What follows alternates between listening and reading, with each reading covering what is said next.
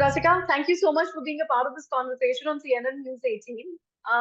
You are talking to us from, the South Asian Chicago Film Festival. It is, of course, an important film festival where you have decided to take your film, Lord Curzon Ki Haveli. Now, before I get down to speaking about your experience at the film festival, I must speak about Lord Curzon Ki Haveli, the film itself. The name is so interesting. What should one expect from this Lord Curzon Ki Haveli? It's really fascinating. क्या है ये? So I think the film so I think the film is as fascinating as the title and as intriguing and as mysterious. Every time somebody asks us, the team of the film, the genre of the film, all of us are a little bit flummoxed. Kyunki it's a lot of things actually, and I think the best way to describe it, and that is because for I mean for the sake of ease, that we say ki black comedy thriller hai. But it's a lot of stuff. It's not just that.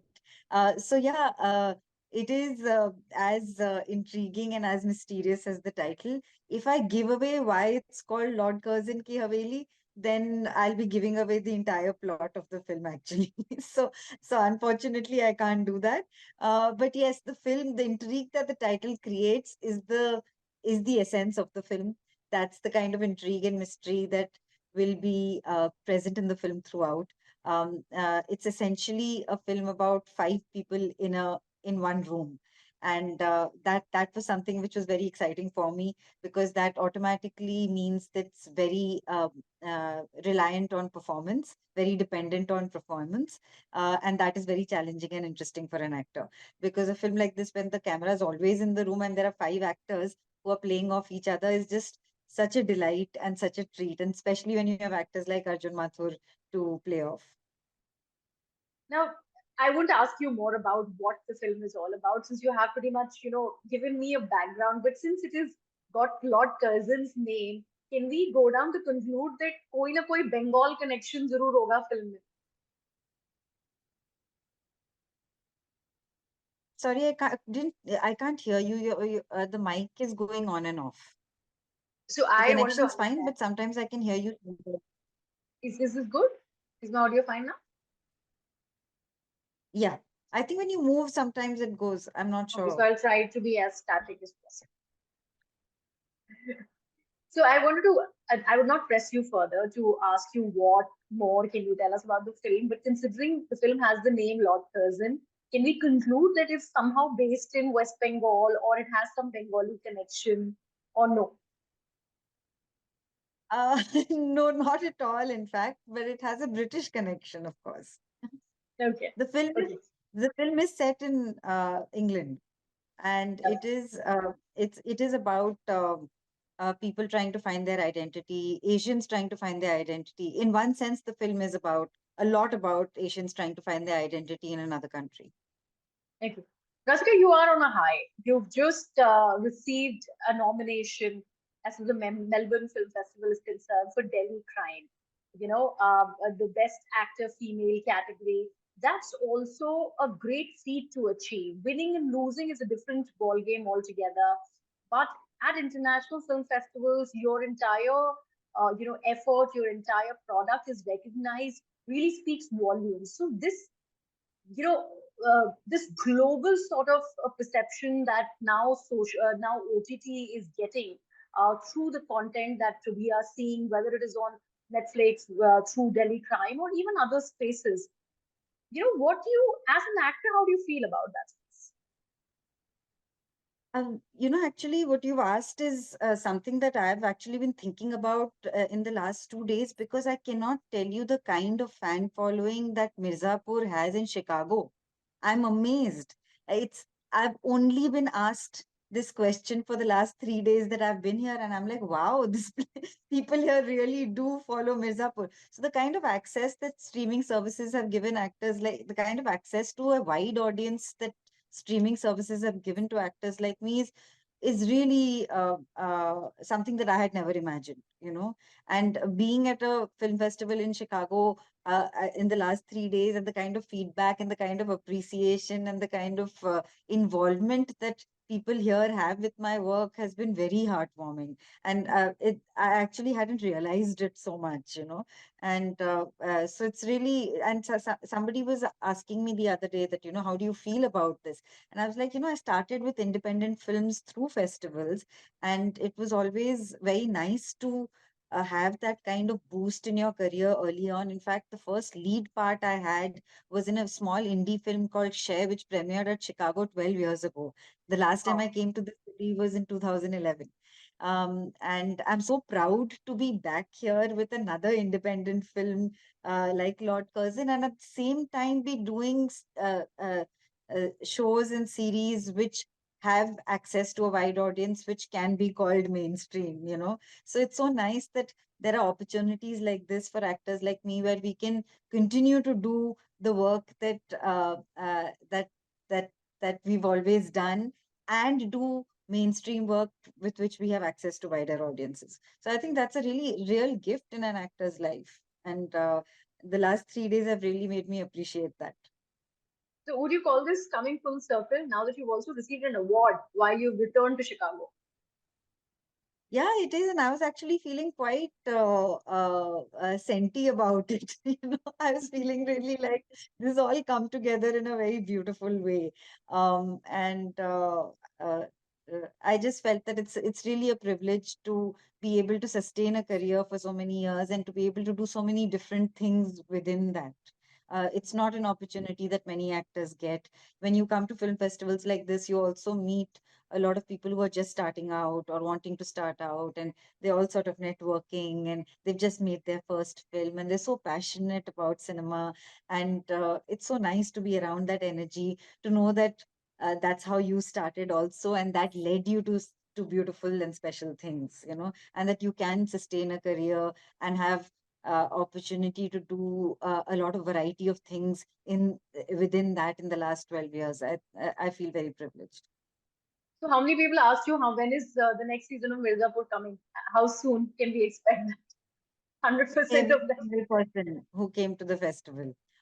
Somebody to came to me after a while and said, season 3 तो आपने बता दिया कि आ रहा है, बताइए season 4 कब शुरू हो रहा है? I was like, ठीक है. When you see yourself and your colleagues, your fellows, the actors who have explored a lot of genres, especially through OTT, would you consider that as a boon, or do you think bada parda, the silver screen is still having and holding its own charm? The kind of struggles that you might have gone through in your initial phase where you were doing these independent films to now, when the platform is become vast, the canvas has become vast, and people who consume that content also have a choice. So if there is a person who likes a genre like a Delhi crime would go to a Netflix and watch it. A person who likes a genre like Mirzapur will go to a Prime Video and watch it. The kind of content is so vast, and the kind of people who want to go ahead and choose are also there. Has it opened up avenues for actors, or has it also restricted your reach? No, it's not restricted our reach at all.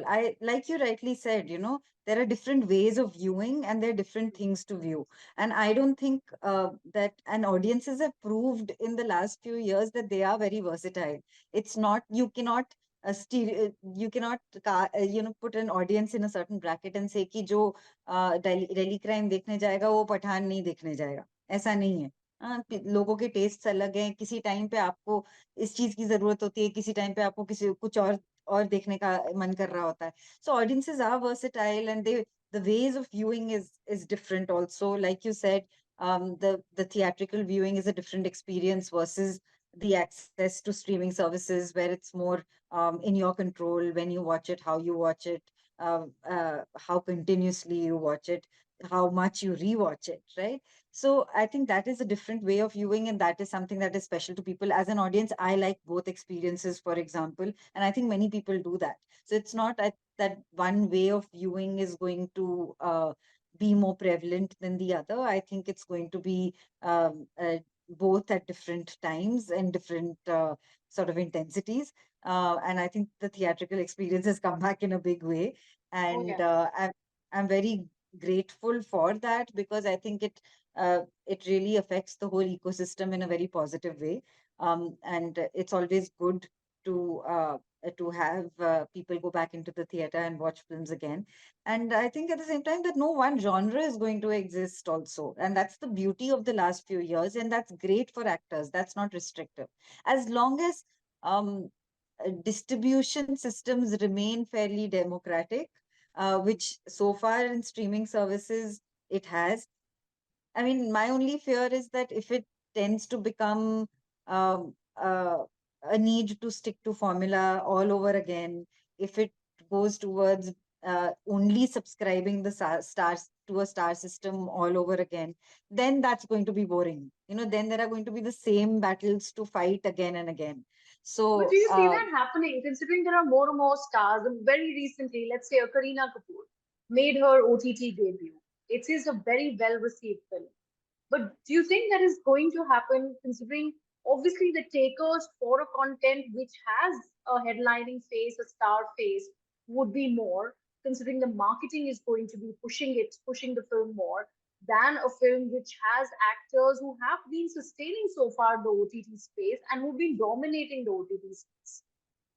I think that a mark of a truly a healthy competitive space is that it has room for everyone.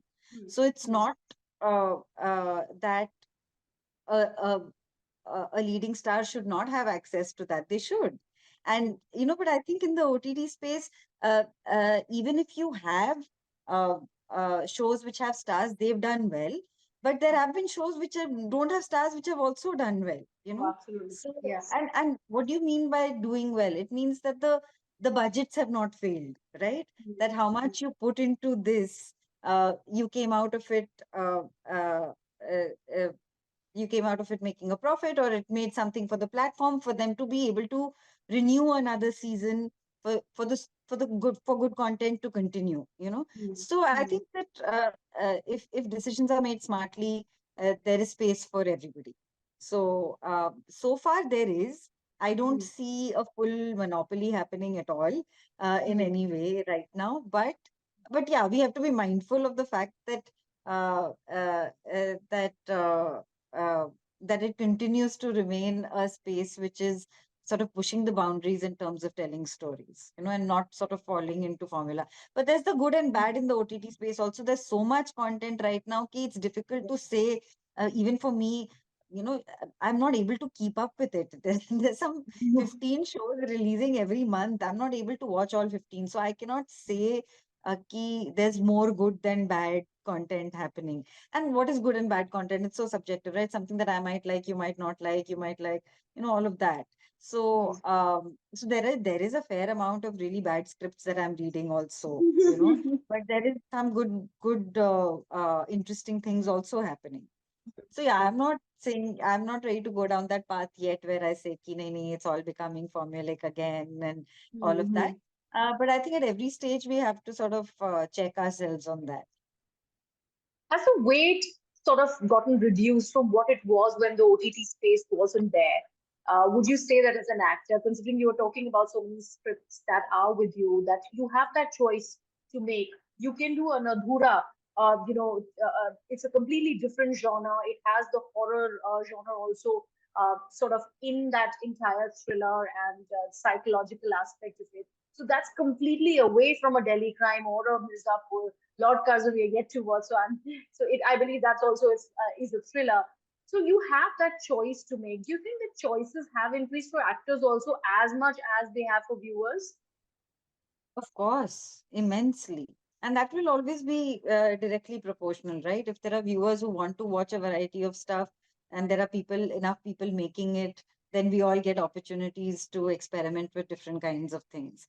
And that is, I think, the boon of the streaming space. And Yeah. sometimes I feel like, what would I have done without this happening in my career and at the time that it happened, and I feel very lucky to be an actor working in times like this because of the variety and the quantity that is available. It's not something that happens often, and it didn't happen for so many years for an actor like me, And there were years when we didn't have choice, and I was lucky that the projects that I got were great, but I didn't have a choice. Some people ask me, you made some very nice choices. I said, no, it wasn't a choice. It was the only piece of work that I was offered at that time, you know. So I would love to take credit that I made a good choice, but I didn't. It was the only thing I had. It's only now in the last 4 years that I've had choice. And that is thanks to the streaming services. And talking about the evolution of the OTT space, we also have to talk about the evolution and how of the social media space. I have been following, in fact, I stalked you on Instagram and I went through all your posts abhi thodi der pehle. So, I mean, your reels, everything, you just are coming to terms with what people are consuming, or it's your own way of sort of presenting content and they're clicking. Did that come naturally to you, or it took a bit of effort? Do you think social media is something that takes efforts out of you? I mean, I have to admit it didn't come naturally to me at all. I had to make an effort towards it. But I also have to say I have begun to enjoy some of it. Not always, but very often I do. And I think it's the way people are expressing themselves on social media, and you can have your own opinion on it. And some days you might have appetite for it, and some days you might not. But I think it's great that uh, anybody has a way to express themselves, and people make such funny and great content. People are hilarious on the internet, right? It's great fun to watch, and I just feel that it's great that we have something where anybody can has an opportunity to express themselves and reach out to many people. How beautiful is that? And some of it is, yeah, cringe, and but some of it is great also. Do we see you collaborating with either Apar Shakti or Anjuman while you're there in Chicago on one of these collaborative reels that have become such a fad? I've seen a lot of yours with Mukul, and I don't know which to pick one. Who has the funnier bone? You'll be able to tell me that. Mukul takes the real shooting very seriously. He's been kind to be a part of my reels once in a while when I invite him to. So do we see something from here also? From the No? cold South Asian festival, the film festival, the Chicago South Asian Film Festival, That's a good along idea, with but your now colleagues. I should have thought of it before because we're almost done with the festival. And yeah, Apar and I could have done something fun. Maybe today. I'll ask him. Yeah, that's an idea. I'll wait for Yeah. it. Thank you so much, Rasika. It was fun chatting with you and waiting for you to come back with more and more work and looking forward to speaking with you again. Thank you so much. Always a pleasure.